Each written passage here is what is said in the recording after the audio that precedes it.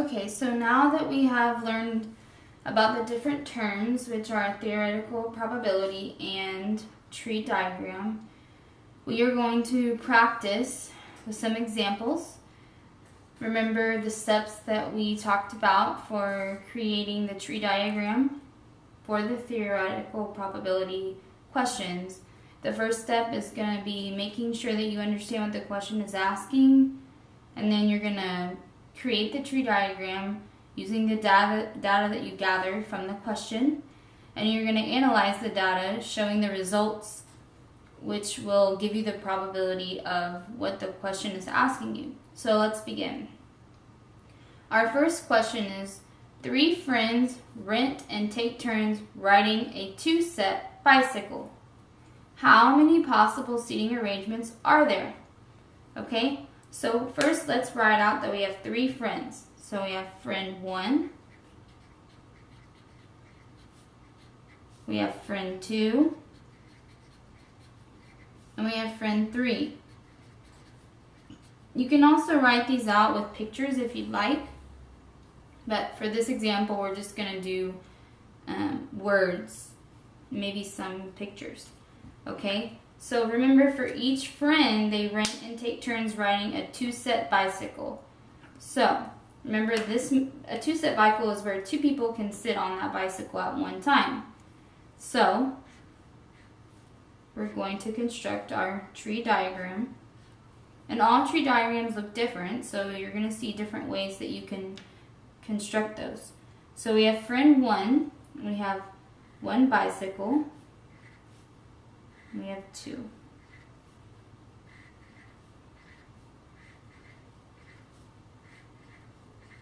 These are my little bicycles. Okay, so now we're going to put the data together on this tree diagram. So for the first bicycle that's rented from friend 1, we have friend 1 can sit and friend 2 can sit. Okay, then the second bicycle from friend 1, the second way they can rearrange is friend 1 and friend 3. Okay, so let's go to friend 2. You can do friend 2 and friend 1. You can do friend 2 and friend 3. Okay, now let's go to friend 3.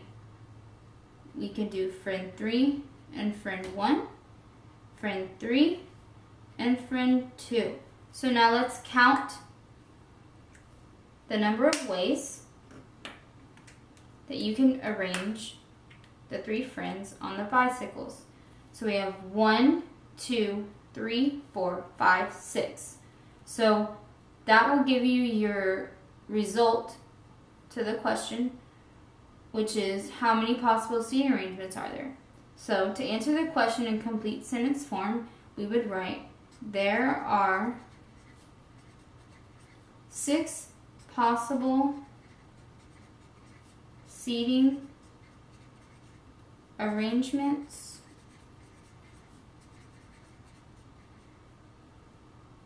for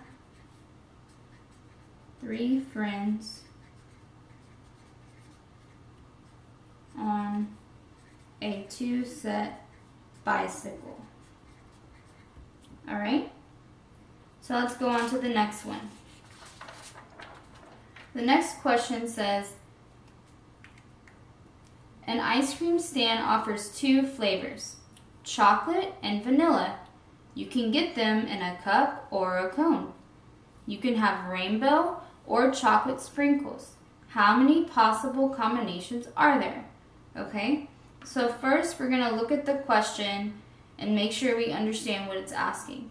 It's asking you how many possible combinations you can get ice cream at this ice cream stand. Okay, so first we're going to write out the 2 flavors, which is chocolate and vanilla. Remember, we can get these in a cup or a cone. So let's make that in the tree diagram. So for each flavor you can get a cup or a cone. For vanilla you can get a cup or a cone. Okay, so and then it says you can have rainbow or chocolate sprinkles, correct? So now we have to sequence that out between each flavor and each type of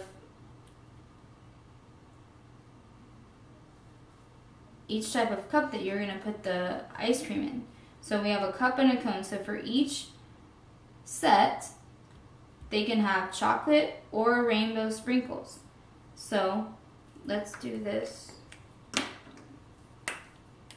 For a chocolate ice cream in a cup, you can have rainbow. I'm going to abbreviate. So R is rainbow and C is chocolate. Okay?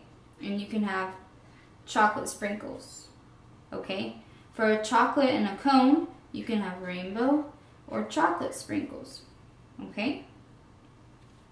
For vanilla in a cup, you can have rainbow or chocolate sprinkles. And for vanilla in a cone, you can also have rainbow or chocolate. So now let's write out these outcomes so we can see the different kinds that you can order.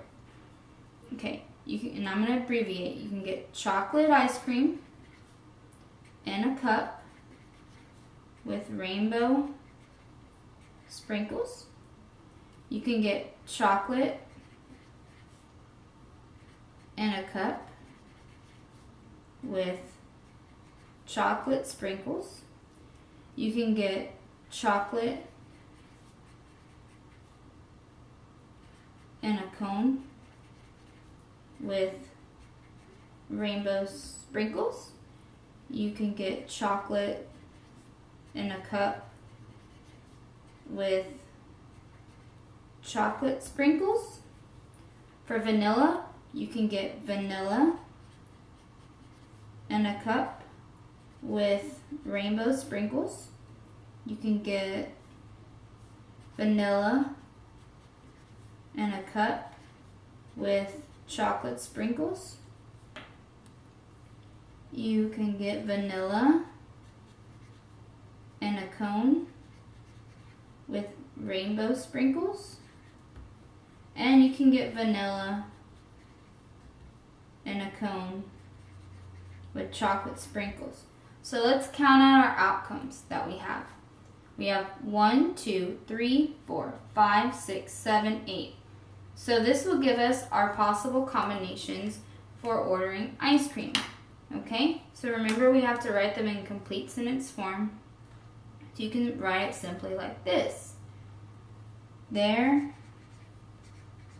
are 8 combinations possible. Okay, there are 8 combinations possible when ordering ice cream at this ice cream stand.